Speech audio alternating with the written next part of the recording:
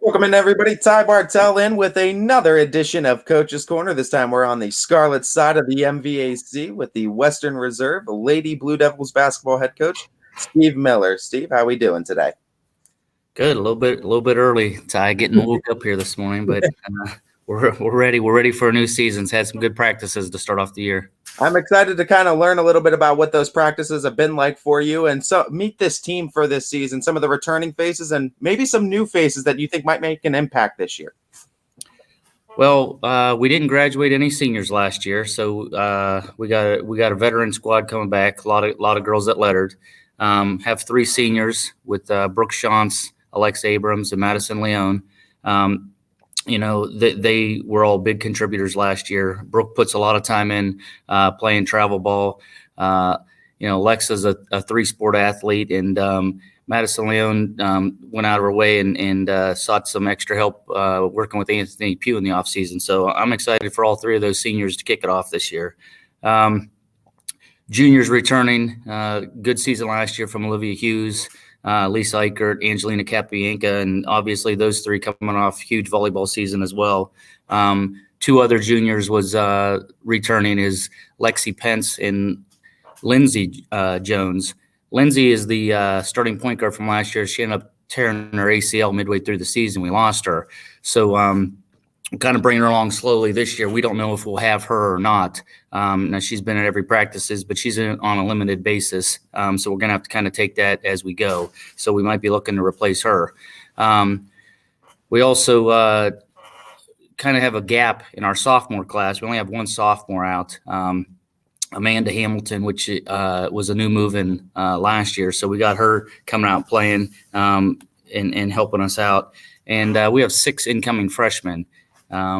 Quincy Miller and Kylie Ramsey are both looking to try to get some minutes in the varsity rotation as well as learning during JV time as well. We got Kylie Allen, Elena Ward, Alyssa Fiskus, and Caitlin Fair, other freshmen that are practicing as well. Looking at the amount of talent that you have coming back, we talked a little bit last year, and you mentioned how it was going to be kind of like a foundation laying season for a lot of these girls going into this year. But this year you were really excited about because you were going to get all the experience these girls season. What's kind of the game plan, and what are the things we're focusing on going into this season goal wise, and how do we build off of last season's success? Well, it's not that we were unsuccessful last year. I mean, we won 13 games, and I think in a lot of programs, people would be happy with that. I had a little bit of a empty feeling at the end of last year with the way we closed down, and I didn't think that we kind of reached our full potential. So I was somewhat disappointed. I didn't think that I had my best year. And since I wasn't a senior, I get to come back. I get to try it again. And what I kind of told the girls is, we didn't lose any seniors. So I'm glad I didn't feel like we blew that. We do get a second chance. So, and it was a little bit of a foundation year, like you're saying. So we're looking to build on that, but our league's extremely tough. Waterloo, ran the table, only lost one game all season, didn't lose any in the league, and they return everybody. Springfield has all their size back. Lost a couple guards, but certainly they're probably trying to overcome Waterloo too. McDonald, never a down year. Certainly they got to replace a couple guards, but they got some incoming freshmen that are pretty good. And then Lowville was in the districts last year, so we understand what's up ahead of us in the difficulty. But to be honest, this year we've started practice with an approach of defense. I think when I first took over the girls and our success was more defense, I got away from that. And when I had the runs with, Serinsky and Danny and Kennedy and Pater, we just wowed everybody with the way we put the ball in the hoop, and we were outscoring everybody. And I just think I got away from my roots a little bit, which is defensive. I'm thankful that, my mentor and my old coach, Tim King, he sold his house down in Florida and he's come back and he's going to be on my bench this year. So he's been helping me at practices. And he's always prided himself in defense. So we got two guys down there working every day at practice at the defensive end right now. And I think we're pretty far along right now, only a couple of days in. So I'm pleased with that. to kind of continue along with the staff too, I'd like to just meet the rest of the staff that you got going on for this Blue Devils squad and this program this year. I know sometimes staff changes, sometimes it stays the same, but I'd still like to meet them this year as well. Right. So at the JV level, Joy Eichert is my head JV coach, and then my assistants helping the JVs and varsity will be Bill Capabianca and Tim King. So having 4 of us there, constantly kind of each of us with our own expertise, able to add something to the girls, able to pull them aside. We have 14 girls and 4 coaches. So that's a nice ratio, and that's a joy to have. So I think it's going to help out not only at practices, but during the flow of the game. And, when I'm watching something or doing something, one of those guys will be able to talk to the girls on the bench when they come out to maybe tell them what they did correct or what they need to improve on. And then certainly at the junior high, so much of it is done and starts in the junior high. I still have, and I've been lucky to have for several years now, the same coaches. And some people, it's a revolving door down there. So I'm fortunate to have Alexis Hughes and Tammy Leone down in the junior high again. And looking at that, 4 coaches for 14 players, that is a great ratio. What are those things that the conversations between you and your other coaches on things that you're looking for that determines playing time for certain players over the other? How do the players earn playing time? And what are the things you're looking for in the practices that kind of determine that? Well, certainly, like I said, our approach this year is defensive. So we're looking for people that are in the right spots at the right time, always aware of the ball in the basket, fundamentals. And we also realized that we took a lot of plays off. I felt last year we weren't physical enough. We didn't rebound. So the little things: sprinting, running the floor, being relentless, keeping the ball alive on the boards, playing with energy, playing with emotion, all that type of stuff. What do you think the play of Lindsey Jones is going to be like coming back this season as a spark plug? Because I've gotten a chance to see her a couple years back, and I mean, she, despite her height, man, she does not let that prohibit her, no matter what. Scoring, defensively, she's definitely a spark plug. How excited are you to get her back? Like you said, starting point guard and a good passer as well.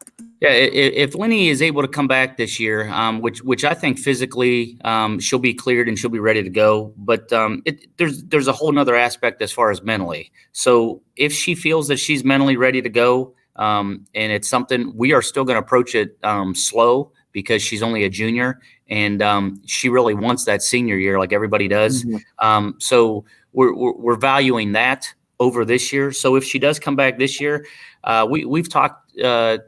Me and her, and it would be at a limited basis. It would be coming off the bench. It would be spot play, a minute here, a minute there. She shoots the ball phenomenal. I mean, a great shooter. So you're talking about the dynamics and the quickness and the fast explosiveness. I think I'd be putting that on hold till her senior year, cutting her loose. This year would be basically a zone buster, coming in, knock down some shots, just play a minute here or there to give some of the starters a break.